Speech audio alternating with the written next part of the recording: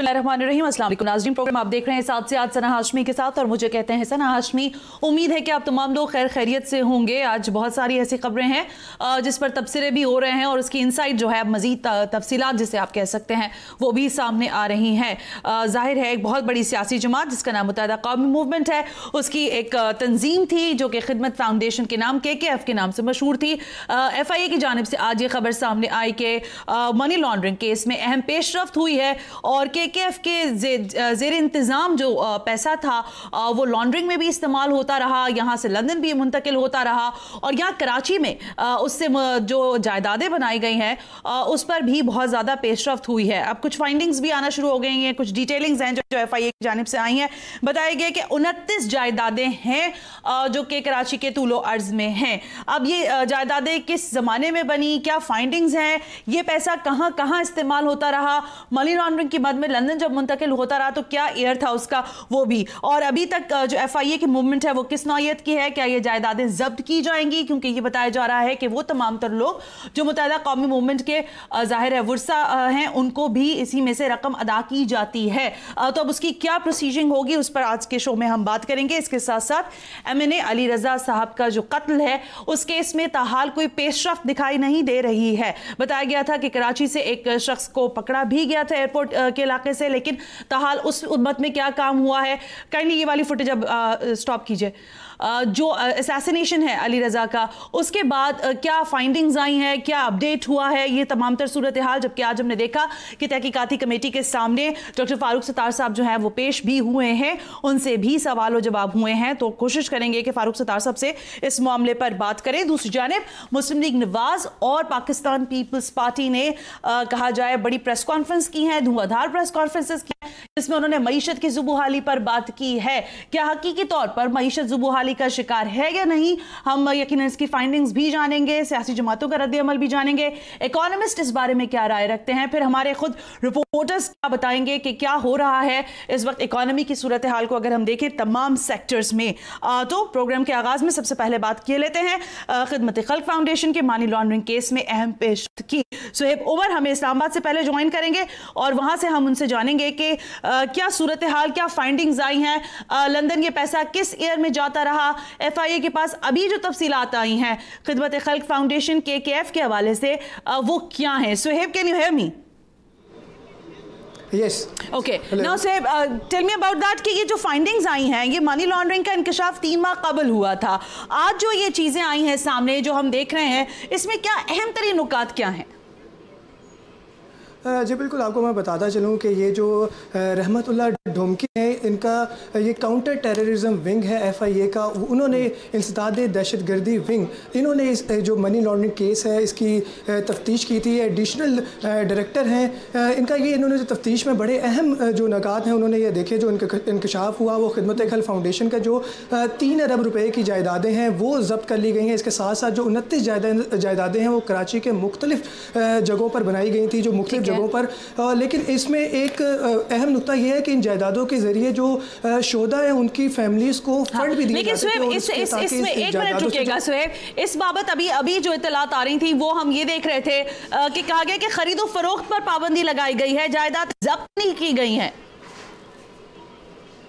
जी जो 29 जायदादें हैं, जो हमारे ज़राए जो 29 जायदादें हैं उनको जब्त किया गया है, लेकिन जो 3 अरब रुपए की जायदादें हैं उसमें तफ्तीश जारी है। लेकिन जो 29 जायदादें हैं वो FIA ने जब्त कर ली है। लेकिन सुहेब, जिन लोगों के नाम सामने आए हैं जिसमें सुहेल मंसूर है, बाबर खान गौरी साहब हैं, वो तो यहाँ पर है नहीं, बाबर गौरी, सुहेल मंसूर साहब तो हैं, लेकिन बाकी लोगों का क्या, किस तरह से उनकी गिरफ्तारी हो सकती है जिनकी फाइंडिंग्स में नाम आए हैं? जी बिल्कुल, सिर्फ सुहेल मंसूर, बाबर गौरी और सेनेटर अहमद अली के नाम अभी सामने आए हैं। लेकिन इनके साथ साथ जो FIA की जानिब से बताया गया कि 6 सहूलतकार ऐसे थे जो रकम है ये लंदन ट्रांसफ़र करते थे। इसके साथ साथ जो जाली नामों के ज़रिए भी ट्रांजेक्शन देखने को आई है कि इन जितनी भी जायदादें थी इनसे जितनी भी जायदादें थी इनसे जो रकम है वो जाली नामों के ज़रिए भी लंदन ट्रांसफ़र की जाती रही। लेकिन इसमें जो नाम सामने आए हैं वो बाबर गौरी, सुहेल मंसूर और सेनेटर अहमद अली के नाम भी शामिल हैं। Thank you very much. आपने वहाँ से डिटेल किया है कि 29 जायदादें हैं, लेकिन जाहिर है कराची में ये 29 जायदादें मौजूद हैं। ब्यूरो चीफ कराची से जानते हैं जावेद असगर चौधरी साहब से कि जायदादें कहां कहां हैं, और अभी तक रिलक्टेंट है मुत्तहिदा कौमी मूवमेंट इस तमाम तर मामले पर कोई जवाब देने के लिए। ये क्यों है? क्योंकि अभी तक ये कहा जा रहा था कि कोई पेपर्स जो हैं वो सामने नहीं आए। तो हमारी जो टीम पीसीआर में मौजूद है वो पेपर्स भी चलाएं, और अमीनुल हक साहब ने कहा था कि अगर कोई इस तरह की मजबूत चीजें सामने आएंगी तो वो अपना वर्जन भी देंगे। तो try to engage him as well.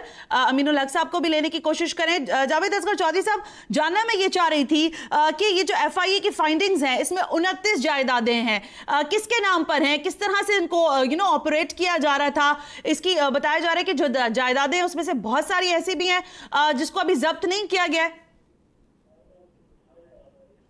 Javed Asghar Chaudhary साहब, मैं ये जानना चाह रही थी 29 जायदादें हैं शहर के अंदर, क्या शवाहिद है इन जायदादों के हवाले से मजीद एफआईए के पास? जी बिल्कुल, एफआईए की जानिब से कतई तौर पर इस अमर की तो तरदीद की गई है, जिसके मुताबिक यह कहा जा रहा है, इस तरह की इत्तलाह सामने आ रही थी कि कुछ जायदादों को जो है उस पर पाबंदी आयद कर दी गई है। अच्छा, जराए का ये कहना है कि एफआईए की जानिब से कैटेगोरिकली जो है इस अमर की जो है वो तरदीद की गई है कि एफआईए की जानिब से केकेएफ की एक भी जायदाद जब्त नहीं की गई, जबकि इस हवाले से ये इत्तलाह सामने आ रही थी कि एफआईए ने केकेएफ की तमाम जायदादों को जब्त कर लिया है। ठीक है, और 3.5 अरब से ज्यादा की इन जायदादों पर के हवाले से एफआईए का कहना है कि केकेएफ की जायदादों की खरीदी फरोख्त पर सिर्फ पाबंदी आयद की गई है। उसकी वजह भी यह है कि पंजाब में केकेएफ की मौजूद एक जायदाद को फरोख्त के हवाले से शवाहिद सामने आए थे, जिसके बिना पर इन तमाम जायदादों की मुमकिन फरोख्त को रोकने के लिए इन जायदादों की खरीदो फरोख्त पर पाबंदी आयद कर दी गई है। और इन जायदादों की मजबूरी तादाद है वो 40 से 19 जायदादें कराची में वाक़ हैं। अच्छा, और एफआईए जराए का ये कहना है कि 3.5 अरब से ज्यादा की लगभग जो मालियत की जो जायदादें हैं ये भत्ते, मनी लॉन्ड्रिंग और चाइना कटिंग से जो रकम वसूल हुई उससे बनाई की गई है। और इस हवाले से एफआईए की जानिब से एमकेएम के कायद जो साबिक जो एमकेएम पाकिस्तान के साबिक कायद जो है एमकेएम मुत्तहिदा के साबिक कायद जो है उनके हवाले से उनके कुछ करीबी साथी मियां जो उनके चुन्नू मामू के नाम से जो मशहूर थे, बाकायदा तौर पर एफआईआर दर्ज की गई। तो एफआईए की जानिब से इसके हवाले से तहकीकात बाकायदा तौर पर 2013 और 14 में शुरू गई थी, जिसमें खौफजदा इंकशाफात सामने आए थे। और इस मजीद तफ्तीश में ये भी मामला सामने आए कि रकूम बरतानिया भेजने वाले सहूलतकारों में बाबर गौरी, शोएब मंसूर, सेनेटर अहमद अली वगैरह शामिल है। ठीक है, इस हवाले से मुख्तलिफ न सिर्फ जो जाली अकाउंट खुलवाए गए बल्कि हवाला होने के जरिए भी करोड़ों पाउंड और डॉलर। लेकिन जावेद साहब, ये एक चीज जरा बताइएगा कि इस तमाम मामले पर जब हमारी बात हुई है मुत्तहिदा कौमी मूवमेंट के लोगों से, तो उन्होंने कहा कि अभी कोई फाइंडिंग्स हमारे सामने नहीं है, जो डॉक्यूमेंट्स हम चला रहे हैं ये प्योरली एफआईए के हैं विच यू फाइल ऑलरेडी। तो फिर इसमें रिलक्शंस क्या है? आप समझते हैं क्यों नहीं अभी तक कोई मौक़िफ़ दे पाई है?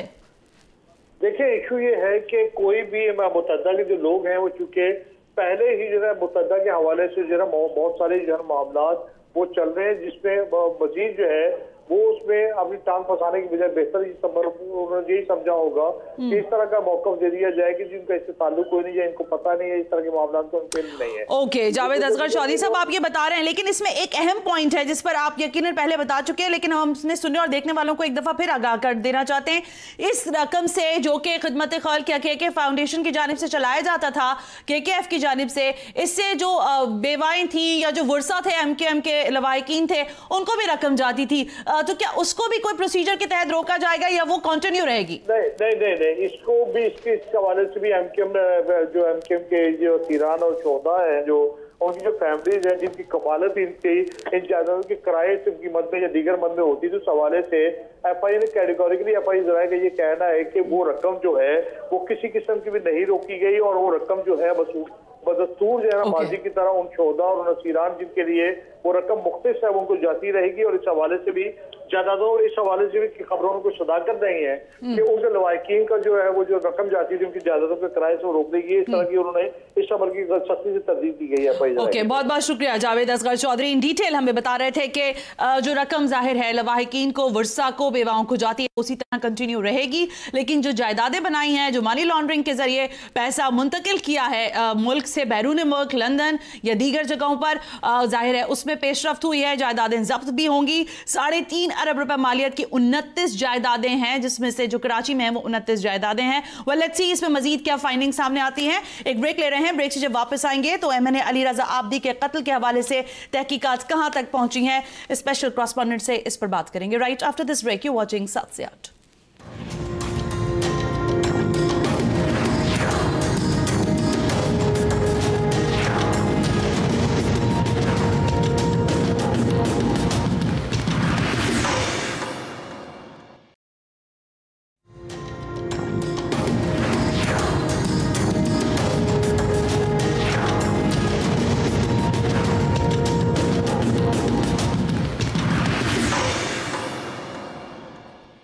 वेलकम बैक नाजरीन, हम ब्रेक पर थे और हमने ब्रेक पे जाने से पहले आपसे कहा था कि हम बात करेंगे MNA अली रजा आब्दी के कत्ल के हवाले से। 7 रुकनी तहकीकाती टीम जो है वो इस वक्त काम कर रही है। आज डॉक्टर फारूक सत्तार साहब ने हमसे कमेंट किया था कि वो हमसे बात करेंगे। जाहिर है आज उनकी जब तहकीकाती कमेटी के सामने पेशी हुई है वहाँ पर वो पेश हुए। उन्होंने बताया कि उनकी क्या वाबस्तगी रही है अली रजा साहब से और किस तरह की उनकी लास्ट जिसे कह सकते हैं बातचीत हुई है। लेकिन ताज़ा तरीन अपडेट क्या है, क्या हो रहा है, तहकीकाती टीम आखिर क्या कर रही है, किन पहलुओं से जायजा ले रही है, क्योंकि कई रोज गुजर चुके हैं इस मामले पर भी और ये एक बहुत बड़ा सान्या जिसे कह सकते हैं शहर के साथ हुआ है। हमारे नुमाइंदे जहांजेब खान टेलीफोन लाइन पर हमें ज्वाइन करें। जहांजेब, क्राइटेरिया क्या है? तहकीकाती कमेटी ने एक शख्स को गिरफ्तार किया था जिसका नाम अब्बास बताया जा रहा था, उससे क्या मालूमात मिली है और अब मालूमात का जाविया कहां तक है और किन किन पहलुओं पर जायजा लिया जा रहा है? जी बिल्कुल, देखें अली रजा आब्दी के कत्ल के 4 रोज बाद जो है वो कराची एयरपोर्ट से अब्बास नामी शख्स को जो है वो गिरफ्तार किया गया था। मुमकिन तौर पर यह बात सामने आई थी कि अब्बास जो है वो अली रजा आब्दी के कत्ल में मुलव्विस हो सकता है। ताहम अब तक जो है वो तहकीकाती टीमें जो है वो उसको कस्टडी में लिए हुए हैं और तमाम तर तहकीकात जो है वो अब्बास नामी शख्स से की जा रही है। जरा से यही बात पता चली है कि अब्बास की फैमिली ने जो है वो अदालत के अंदर एक पिटीशन भी दायर की है जिसमें यह कहा गया है कि अब्बास को जो है अली रजा आब्दी के मर्डर से कबल जो है वो गिरफ्तार किया गया था। ताहम अब जो तहकीकाती कमेटी है उसकी जानिब से भी जो है वो चीजें सामने आना शुरू हो गई है। तहकीकाती कमेटी के पास जो है वो इस वक्त अली रजा आब्दी का मोबाइल फोन मौजूद है जिसकी जियो फेंसिंग का अमल जो है। अच्छा, ओके, यही सवाल मैं पूछना चाह रही थी कि जियो फेंसिंग का जो आप बता रहे थे अभी, जो हमारी पहले बात हो रही थी ऑफ द कैमरा, तो उस पर क्या बताया जा रहा है कि उनकी डिटेल्स निकाल रहे हैं या किन लोगों से लास्टली उन्होंने बात की है और उसमें क्या पेशरफ्त आई है? जी बिल्कुल, देखिए अली रजा आब्दी के मोबाइल की जो है वो जियो फेंसिंग का अमल जो है वो मुकम्मल कर लिया गया है। बताया गया है कि 20 दिसंबर से लेकर 25 दिसंबर के दौरान जो है अली रजा आब्दी जिन लोगों से राब्ते में थे उन तमाम तरह का डेटा जो है वो हासिल किया जा रहा है। जराये की जानिब से बताया गया है कि जो लोग इन 3 लोगों के अंदर जो अली रजा आब्दी से राब्ते में थे उनका ताल्लुक सरकारी इदारे वाटर बोर्ड से बताया जा रहा है। ताहम उनके नाम अभी तक जो है। एक सेकंड जहां क्या बताया आपने कि जो लोग हैं उनका ताल्लुक कहां से बताया जा रहा है? वाटर बोर्ड से। वाटर बोर्ड से? क्या वो वहां काम करते हैं या वैसे ही उनकी कुछ वाबस्तगी थी या दोस्ती वगैरह कुछ इस तरह की चीजें सामने आई हो? देखिए तहकीकाती इदारों की जानिब से ये कहना है कि जिनका जो वाटर बोर्ड के नाम जो सामने आए हैं वो मुलाजिम है, सरकारी मुलाजिम है, जिनके वाटर बोर्ड में जो है वो मुलाजमत कर रहे हैं अभी। अच्छा, ओके। अच्छा जहां से ये बताइएगा क्या कि क्राइटेरिया जो तहकीकाती कमेटी का है, बताया गया था पिछले गुज़िश्ता रोज भी कुछ लोगों को बुलाया गया था जो अली रजा साहब के साथ बहुत जिनकी दोस्तियां थी या जो सियासी वाबस्तगियों के साथ मिलते थे, उस बाबत क्या हुआ है? कितने लोगों, आज डॉक्टर फारूक सत्तार साहब भी तफ्तीश टीम के सामने पेश हुए थे। जी बिल्कुल, देखिए तहकीकाती कमेटी जो है वो तमाम तर जावियों से इस केस की जो है वो तहकीकात कर रही है क्योंकि आप भी जानती हैं कि अली रजा जो है वो एक हाई प्रोफाइल शख्सियत थे। तमाम तर लोगों के बयानात जो है वो कलमबंद किए गए हैं, कुछ इनके रिलेटिव्स हैं और कुछ जो एक सिक्योरिटी गार्ड जो है जिसको मौके से हिरासत में लिया गया था उसका भी जो है वो बयान अब कलमबंद कर लिया गया है। इसी के साथ साथ जिन लोगों के नाम जो है अब वो सामने आना शुरू हुआ, जैसे कि मैंने आपको बताया कि कुछ लोग हैं जिनका ताल्लुक वाटर बोर्ड से है, उन लोगों की तमाम तर तफसीलात जो है वो तहकीकाती कमेटी हासिल कर रही है और उनको जो है आइंदा 10 रोज में जो है। अच्छा जहां ये कहा जा सकता है क्या कि इस वक्त तेजी से पेशरफ्त जारी है या इस पे किसी किस्म की जिसे कह सकते हैं सुस्त रवि का शिकार है पेशरफ्त? आज देखिए इस वक्त जो है केस के अंदर जो है तेजी से पेशरफ जारी है, क्योंकि हाई प्रोफाइल केस है।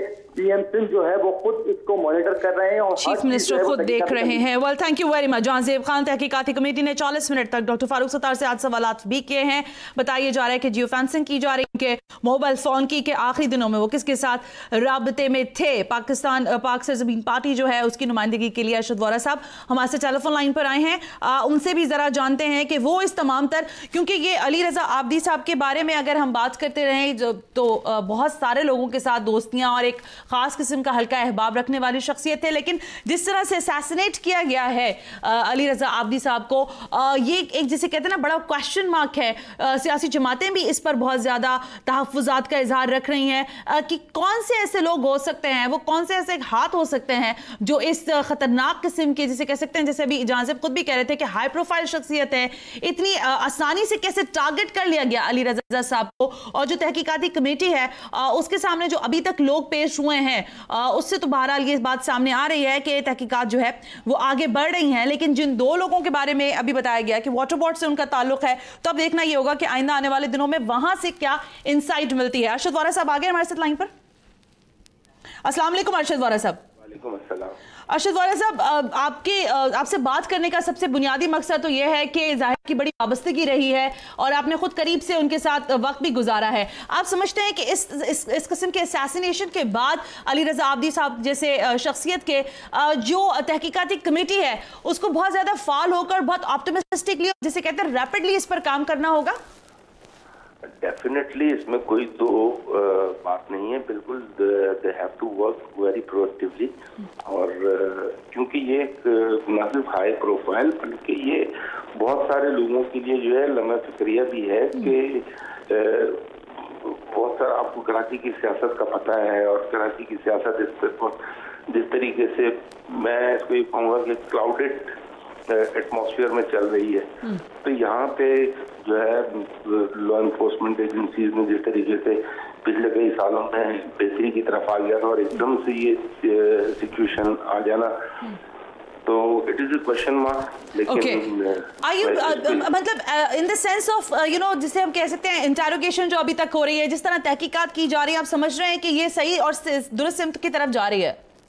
देखिए, इस पे मैं कमेंट इसलिए नहीं कर सकता हूँ कि मुझे मेरे इल्म में बिल्कुल नहीं है कि तहकीकात का एंगल क्या है। लेकिन जाहिर सी बात है जो लोग भी तहकीकात कर रहे हैं वो बड़े रिस्पॉन्सिबल लोग हैं, एंड आई एम श्योर कि वो इसके किसी नतीजे पर जल्दी पहुंच जाएंगे और उन्हें पहुंचना भी चाहिए। अच्छा साहब, ये एक बात जो बारहा कही जा रही है कि वो मिलाने के लिए थे और वो बात कर रहे थे इत्तेहाद की, वो चाह रहे थे कि तमाम लोग एक पेज पर आ जाए। आप समझते हैं कि इसी पादाश की सजा शायद उनको दी गई है, किसी भी सेक्ट से वो दी गई हो?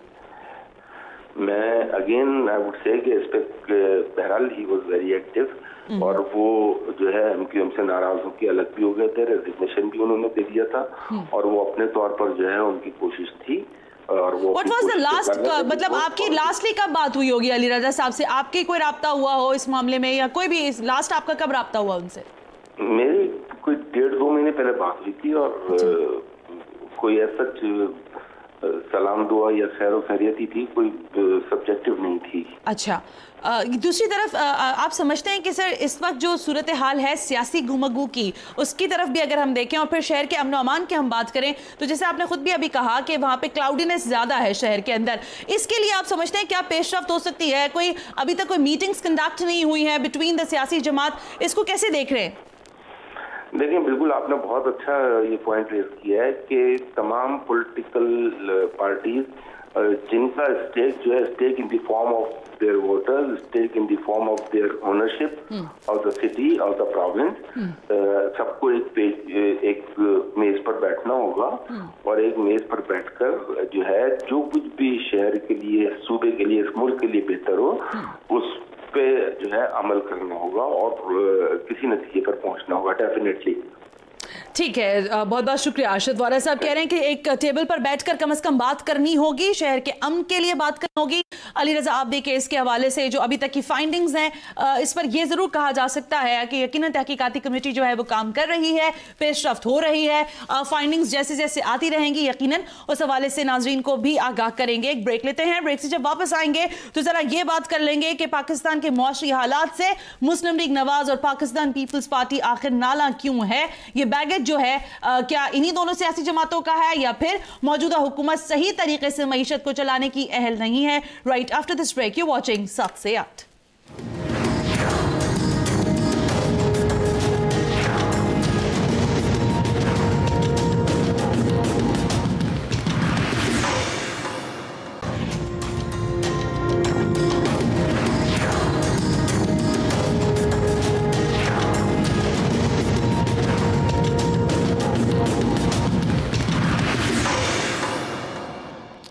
Welcome back. कहा जा रहा है कि मौजूदा हुकूमत एक और मिनी बजट लाने वाली है जिसमें एक मरतबा फिर आवाम पर ही बोझ पड़ेगा। जो कीमतें हैं, जो इन्फ्लेशन रेट है, उस पर भी गुज़िश्ता रोज़ रिपोर्ट आ चुकी है जिसमें बहुत सारी ऐसी चीज़ें हैं अशिया खुर्दनोश की जो कि आवाम की पहुँच से दूर होती हुई दिखाई दे रही हैं। लेकिन अफरात ज़र में इतना इजाफा हुआ है, ये कहना है 10 साल में इतना इजाफा नहीं हुआ जितना 6 माह में हुआ है। ये आज कहना था शाहिद खाकान अब्बासी साहब का। जो फिगर्स हैं वो यकीनन कहा जाता है कि आवाम को शायद इतने समझ नहीं आते, ये लफ्जों का गोरख धंधा होता है, लेकिन ये बात बड़ी कैटेगोरिकली या बड़ी क्लियरली समझ आती है कि महंगाई हो रही है या नहीं हो रही है। और इसके बीच में जो एरिया होता है वो ग्रे एरिया होता है। अब इस ग्रे एरिया के लिए जो मिनी बजट है वो मौजूदा हुकूमत लेकर आने वाली है। यह भी कहा जा गया है आज नफीसा शाह साहिबा की जानिब से कि हुकूमत ने 4 रुपए पेट्रोल की कीमत गिराई और इस पर 17% टैक्स लगा दिया गया। अब अगर ये सब कुछ हो रहा है तो पाकिस्तान पीपल्स पार्टी, मुस्लिम लीग नवाज तो इस पर जरूर आवाज उठा रही है, लेकिन हुकूमत जो है वो ये कह रही है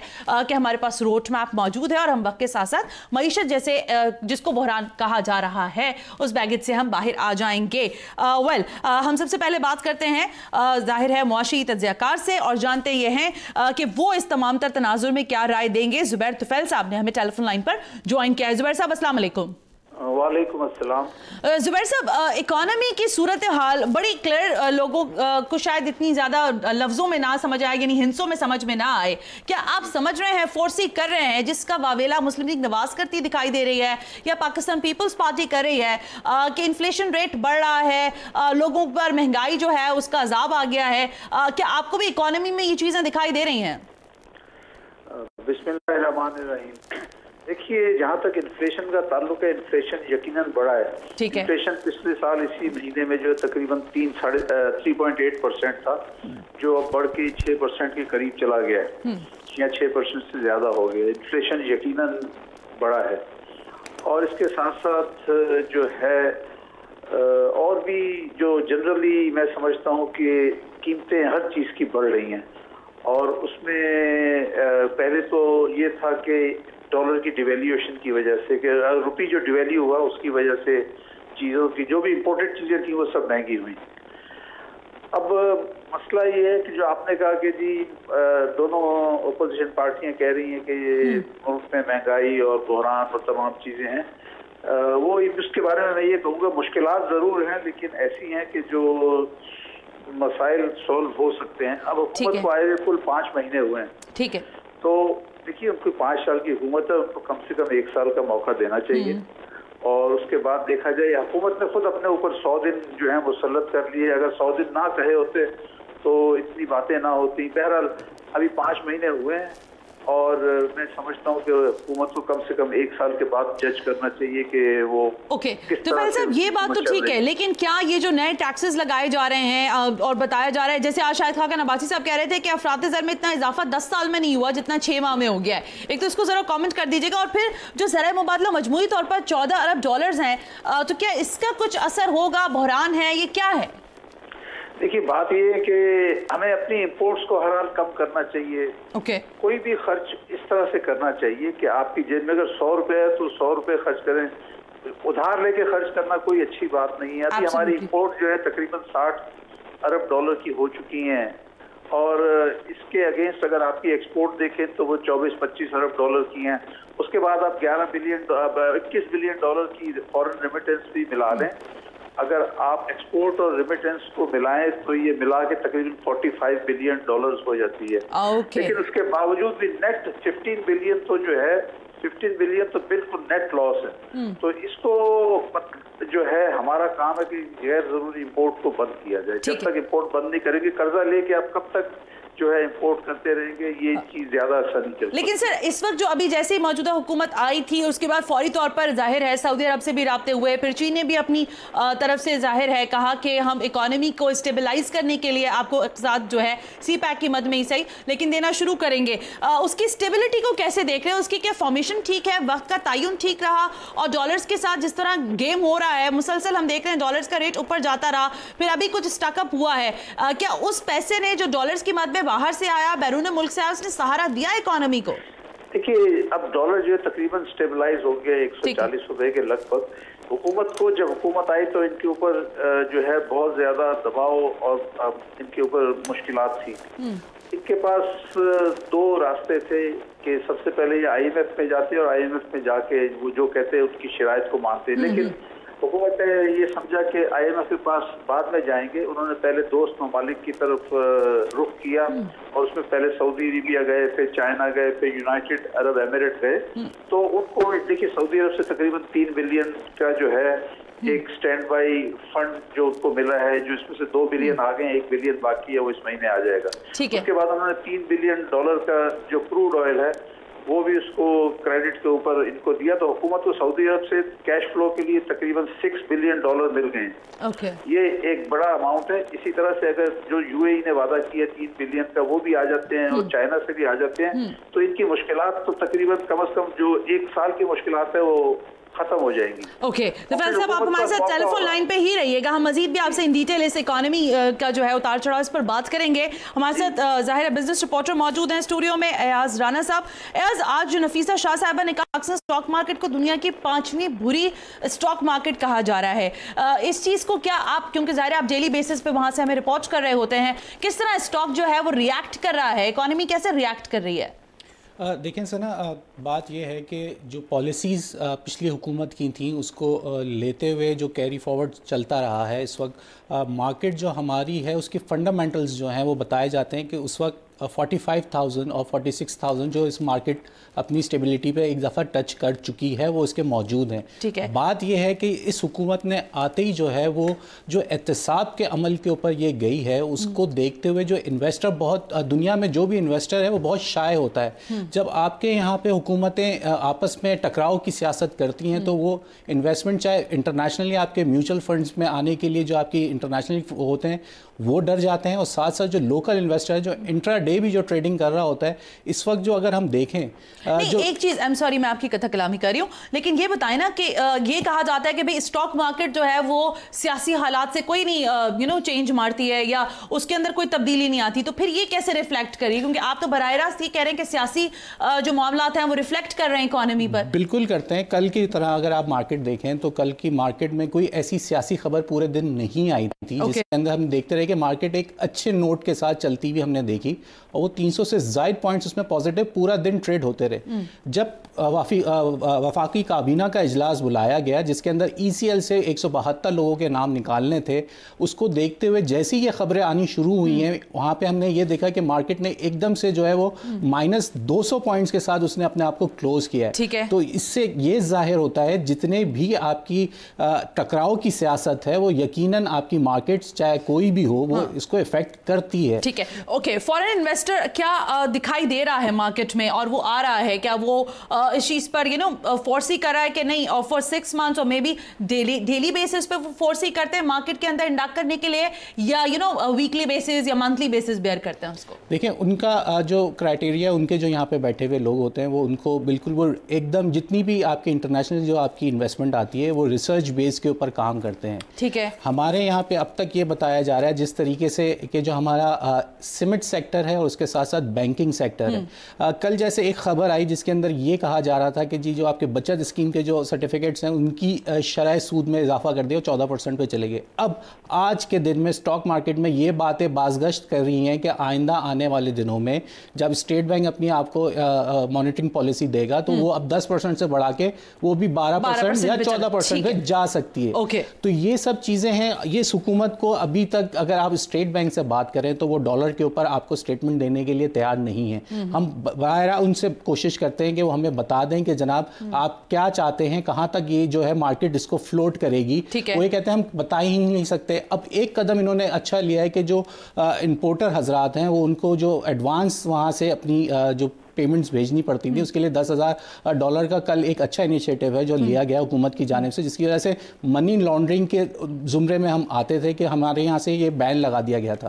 तो ये एक FATF का भी एक बहुत बड़ा मसला है जो कि नहीं, वो तो अभी पेंडिंग में है ना, उस पर तो आपको चार्ज नहीं हुआ है। चार्ज नहीं हो, लेकिन उनकी शराइत भी बहुत ज्यादा है जिस वजह से जो हमारे ब्रोकर हजरात हैं उनके ऊपर SSCP की जानिब से बड़ी कदगंज लगाई जा रही है, जिसकी वजह से वो बड़े परेशान नजर आते हैं कि उनकी भी इंक्वायरीज हो रही है कि आपने ये पैसे कहाँ से लाए। ये भी अब एक उनको फॉर्म दे दिया गया जब कोई ज्यादा शेयर लेने जाता है तो वो ब्रोकर हजरात स्क्रूटनी होती है कि उसने ठीक है। तो ये एक तरीके से ये तो एक अच्छी चीज है ना, ताकि थोड़ा मार्केट की मूवमेंट तो रहे, लेकिन उसके साथ साथ ये भी तो पता चले कि पैसा कहां से आके एनरोल हो रहा है और किस तरह से हो रहा है और कौन लोग ला रहे हैं। पिछली हुकूमत का एक इकदाम जो कि अभी जब वजीर आजम खुद यहाँ आए थे और यहाँ पे लोगों से उनकी मुलाकात हुई थी, बिजनेस कम्युनिटी से मिलते, खासकर स्टॉक एक्सचेंज का चेयर वक्त उनसे मिला था, उसके अंदर सबसे ज्यादा जो उनकी तरफ से जो बात की गई थी वो था एडवांस जो टैक्स उन पे लगाया गया है, एक तो वो 0.02% है उसको कम किया जाए और साथ साथ कैपिटल गेन टैक्स जो है उसको कम किया जाए। तो उन्होंने कहा है कि अगर आप ये चीज़ों के ऊपर इस मिनी बजट में उनको ये कहा गया है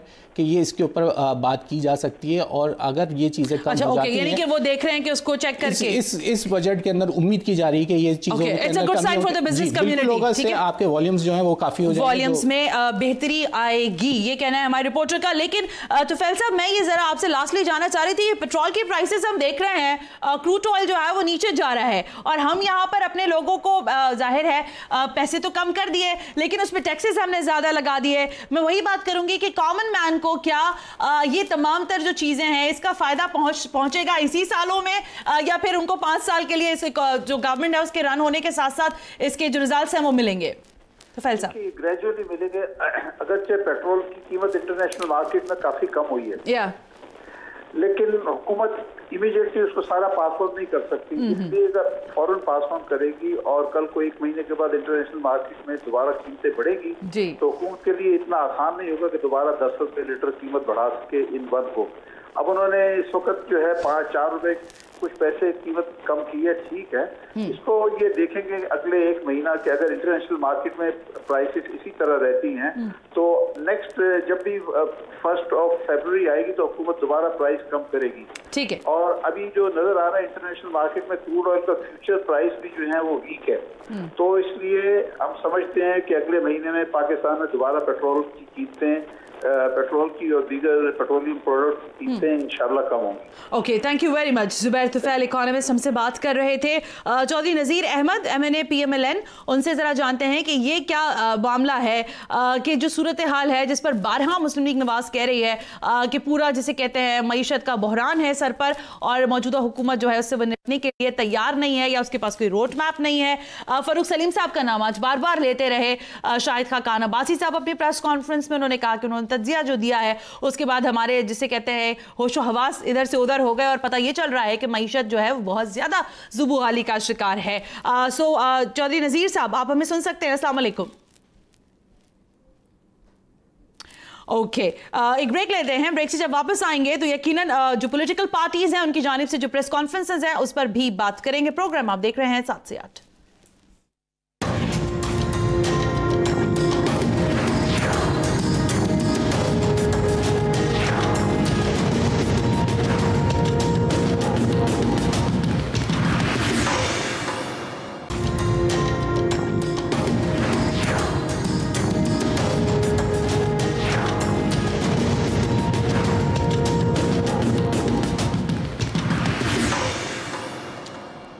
welcome back Chaudhary Nazir Ahmad MNA PMLN हमारे साथ टेलीफोन लाइन पर मौजूद हैं। उनसे जरा बात करते हैं, उनसे जानते हैं कि क्या देख रही है मुस्लिम लीग नवाज जो उसको जुबुहाल मईशत दिखाई दे रही है। चौधरी साहब अस्सलाम वालेकुम। वालेकुम सलाम, कैसी हैं जी? ठीक ठाक। अल्लाह का शुक्र है। चौधरी साहब आज शाहिद खकान अब्बासी साहब ने बड़ी प्रेस कॉन्फ्रेंस की है। उन्होंने कहा कि अफरात ज़र में इतना इजाफा हो गया है जो 10 साल में नहीं हुआ वो 6 माह में हो गया है। ये मईशत का जो रोना अब इस वक्त दिखाई दे रही है PMLN करती हुई, पिछली गवर्नमेंट तो सर आप ही की थी। हमारी गवर्नमेंट नहीं थी, पिछली गवर्नमेंट तो PTI की थी, हमारी गवर्नमेंट नहीं थी। पिछली गवर्नमेंट इनकी थी, हम तो PTI के लोग हैं ना, ये ठीक है। तो पिछली गवर्नमेंट तो ये खाकान साहब की थी और यही लोग पीछे गवर्नमेंट लेके चलते रहे। और रही बात ये कि अभी 4 महीने के अंदर इनको फायदा जो नजर आना शुरू हो गया है, तो ये पिछले इतने सालों से क्या थे इस मुल्क के अंदर कि जो PTI नहीं आते साथ ही सारा कुछ खा लिया है और हर चीज खत्म कर दी है। इन्होंने इतने जखायर छोड़े थे दौलत के। PTI कर दें इसको। मैं पाकिस्तान तरीके इंसाफ से हूँ, तो आप थोड़ा सा मैं इसलिए क्लियर करता जो शाह खान साहब हैं, उनके अपना जो जहाज के माशाल्लाह चल रहे हैं, थोड़े दिन तक आप देखेंगे इंशाल्लाह बहुत जल्द बंद होते नजर आएंगे। इनकी अपनी इकोनॉमी और इनके अपने जो मसाइल में शुरू हो जाएंगे पढ़ना, और इंशाल्लाह बहुत जल्द जितनी चीजें इन्होंने खराब की थी, कोई एक महकमा आप PIA देख लें, वापडा देख लें, रेलवे देख लें, कोई एक अदारा ऐसा बता दें जो अपने पांव पे खड़ा हो, जिसको। लेकिन सर अभी जो आप मिनी बजट लाने वाले हैं नजीर साहब, इस पर आपकी क्या राय है? इस मिनी बजट में आप आवाम के लिए क्या ला रहे हैं? नए टैक्सेस ला रहे हैं? मजीद आप लाएंगे जी, बिल्कुल नए टैक्स लाएंगे। अच्छा, आवाम पे टैक्स नहीं लाएंगे, उन अमीरों पे टैक्स लाएंगे जिन्होंने इस मुल्क को लूटा हुआ है और इस मुल्क के अंदर अरबों रुपया लूट के इस मुल्क से बाहर गया हुआ है। और गरीब आवाम को अभी तो निकालना है इस झंझट से। अभी तो हम सोच रहे हैं कि एक बेरोजगारों का टैक्स भी हमने लगाना है। जो हमारे लोग जो घर में बैठे हैं, जो हमारे स्टूडेंट पढ़े लिखे हैं, उनके लिए हम एक टैक्स लगाने का सोच रहे हैं ताकि इन अमीरों से टैक्स लेके गरीबों तक दिया जाए और गरीबों को उठाया जाए, अपने पांव पे खड़ा किया जाए।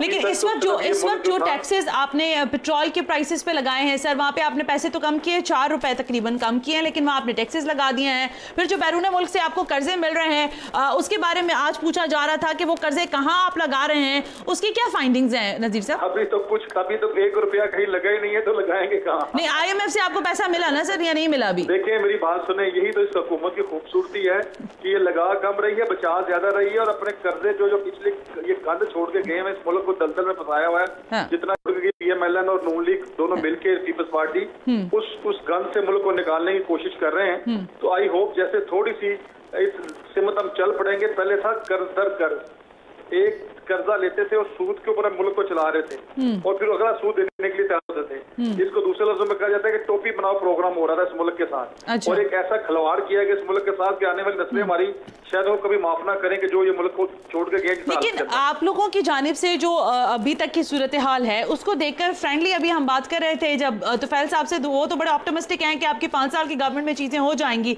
लेकिन जो इन्वेस्टर है वो हमें शायद रिलक्टेंट दिखाई दे रहा है मार्केट में, और वो नहीं देख रहा क्योंकि स्टेबिलिटी नहीं दिखा रहे। सियासी मैदान में आप लोगों ने महाजराई कर रखी है, पैसा कैसे लगेगा नजीर साहब? 2-3 चीजें बड़ी क्लियर हैं, ये बड़ी अच्छी आपने बात की, सियासी महाज जो आपने की रखी है, इसमें 2 चीजें बड़ी क्लियर हैं। या तो हम एक महाज पे तो लड़ नहीं रहे, एक तो इस मुल्क की जंग लड़ रहे हैं, जो जंग लड़ के इनके खिलाफ रहे हैं, उन लोगों के खिलाफ रहे हैं जिन्होंने इस मुल्क को तबाह किया है। अच्छा, अब 2 हमारे पास हल हैं, या तो हम जिन्होंने इस मुल्क को तबाह किया उनको छोड़ दें और फिर उनसे कहें कि उनसे नेगोशिएशन करके NRO देकर उनको कहें मुल्क से भाग जाएं और इस मुल्क को अल्लाह के वाले छोड़ दें। ठीक है। तो इंशाल्लाह अभी वज़ीर-ए-आज़म पाकिस्तान इमरान खान ने ये तय किया हुआ है कि ना तो उनको छोड़ना है, ना कोई NRO देना है, और ना इनसे लूट की दौलत 1-1 रुपया पाकिस्तान का वापस। लेकिन असल क्वेश्चन नजीर साहब आपकी मईशत का है, अगर ये सही तरीके से चलती रहेगी तो मामलात आगे जाएंगे। दुनिया की 5वीं बुरी स्टॉक मार्केट गिन लिया गया है पाकिस्तान की मार्केट को। जी जी बिल्कुल आप ठीक फरमा रही हैं। मैं समझता हूँ कोई अल्लाह दिल का चिराग नहीं है जिसके साथ एकदम से जो फिगर्स हैं वो गलत कोड करके वो आवाम को बता दिया जाए कि सब अच्छा है। इसमें कोई शक वाली बात नहीं है कि चीजें ठीक होने की तरफ टाइम ओके, थैंक यू नजीर साहब, आपने अपना इनपुट दिया। हीर सहू साहिबा ने भी हमें ज्वाइन कर लिया, नफीसा शाह साहिबा ने आज प्रेस कॉन्फ्रेंस की है। हीर सहू, आप लोगों की जब गवर्नमेंट थी PMLN वालों से पहले, तो आप लोगों ने कौन से ऐसी इकोनॉमी के अंदर बूस्टर्स दिए थे जिसके बाद स्टेबिलिटी रहती, और अब क्या इतना बुरा दिखाई दे रहा है आपको इकोनॉमी में? देखिए, मैं समझती हूँ कि इस वक्त ओवरऑल अगर फाइनेंशियली क्राइसिस आप पाकिस्तान में देखें तो मेरे ख्याल में इस वक्त आपके रिजर्व कितने हैं वो सबके सामने है। और सबसे बड़ी बात कि आपने कोई भी ऐसी पॉलिसी नहीं दी, प्रैक्टिकली नहीं दी। आप सिर्फ डिपेंड कर रहे हो कि हमें कोई सॉफ्ट लोन भी नहीं दे, हमें कोई मदद इमदाद भी दे। तो आपके सामने है कि उनका खुद फाइनेंस का एडवाइजर ये खुद कह रहा है कि हम जो बीमारी है उसका इलाज नहीं कर रहे हैं बल्कि उसको दबा रहे हैं। इट मीन्स कि आपके पास कोई ऐसी पॉलिसी, इकोनॉमिक पॉलिसी नहीं दे रहे हैं जिसकी वजह से जो आप बीइंग इन ऑपोजिशन आपके पास कोई चार्ट, बीइंग इन ऑपोजिशन आप लोगों के पास कोई रोड मैप है कि आप बताएंगे आपने उसके ऊपर इन डिटेल इन डेप्थ कोई काम किया हो कि भाई आप इस तरह इकोनॉमी को चलाएं, हम आपको बताते हैं? आप लोग तो एक्सपीरियंस हो गया। मेरे ख्याल में वो सुनने को तैयार ही नहीं है। उनके पास एक ही पॉलिसी है, वो सीरियस नहीं है कि इकोनॉमिक पॉलिसीज को कैसे बेहतर करना है, आपके जो लोन्स है उसको कैसे अपने बर्डन को रिड्यूस करना। आपके दौर में डॉलर कितने पर रेट रहा हीर साहू? आपके दौर में डॉलर में कितनी स्विंग्स आए थे? तो मुझे एग्जैक्ट फिगर तो याद नहीं है, लेकिन मेरा ख्याल में 100 से भी कम था। लेकिन इस वक्त आपके सामने है कि किस तरह 100 से वो, बल्कि 5 महीने में मेरा ख्याल में 16 रुपए जो है ना वो आपका डॉलर जो है ना बढ़ा है। तो इट मीन्स कि आपकी पॉलिसीज जो आपको रिव्यू करनी चाहिए थी, आप हमेशा अपोजिशन में रहते तनकीद करते हुए कि $1 भी बढ़ेगा तो आपके लोन के रेट से किस तरह हो जाएगा, आपकी फाइनेंशियल क्राइसिस कैसे आ जाएंगी। लेकिन आप उन पॉलिसीज को रिव्यू नहीं कर रहे हैं, आप सिर्फ तनकीद कर रहे हैं कि अगर इस मिनी बजट में अवाम पर टैक्स लगेंगे, हीर अगर इस मिनी बजट में अवाम पर टैक्स लगेगा तो क्या आप लोगों की तरफ से क्या लाहे अमल होगा? यकीनन मैं समझती हूँ कि एक तो ये बात की है कि मिनी बजट क्यों लेके आ रहे हैं। सबसे बड़ी बात अंकित होगी, अगर मिनी बजट लेकर आएंगे इट मीन्स कि वो दोबारा आवाम पे टैक्सेस लगाएंगे, आवाम पे बर्डन आएगा। सबसे पहली बात ये है कि आप डायरेक्ट टैक्सेस पे क्यों नहीं जा रहे, आप टैक्स नेट को क्यों बेहतर नहीं कर रहे हैं, इनडायरेक्ट टैक्सेस की तरफ क्यों लोगों को जो है ना वो बर्डन दे रहे हैं। ओके, थैंक यू हीर, आपने अपना इनपुट दिया और आप बता रही हैं कि यह जाहिर है अगर अवाम पर पड़ेगा तो उसका बराह रास्त असर भी होगा और पॉलिटिकल पार्टीज पर देखते हैं कि उसके ऊपर क्या राय देती हैं। लास्टली एयाज, आप बताना चाह रहे थे कि पेट्रोल के प्राइसेस के ऊपर कुछ मुझे बताना चाह रहे थे आप। जी, जैसे ये अभी बातें की जा रही हैं कि जो पेट्रोल की मद में जो अभी हमें $3 बिलियन की जो एक इमरान खान साहब ने सऊदी अरब के साथ जो एक टीटी साइन कर ली है, उसके अंदर भी कोई भी और जो लोन्स हमें मिले हैं कोई फ्री में नहीं मिले, किसी ने आपकी मदद नहीं की है। 3-3.5% का पे बैक आपने करना है, सूद देना है, अभी भी सूद पे मिले हैं। ये क्लियर है, ये सबको पता है और ये बात है। और पेट्रोल के जो पैसे जो वो अब मिलेंगे तो वो भी उनको भी तो पे बैक करना है। तो उसके लिए वक्त खत्म हो गया है, इस पर इन डिटेल कभी और प्रोग्राम में इंशाल्लाह बात करेंगे। आज की आमद के लिए बहुत बहुत शुक्रिया। प्रोग्राम आप देख रहे थे 7 से 8 सना हाशमी को दीजिए इजाजत। अल्लाह हाफिज।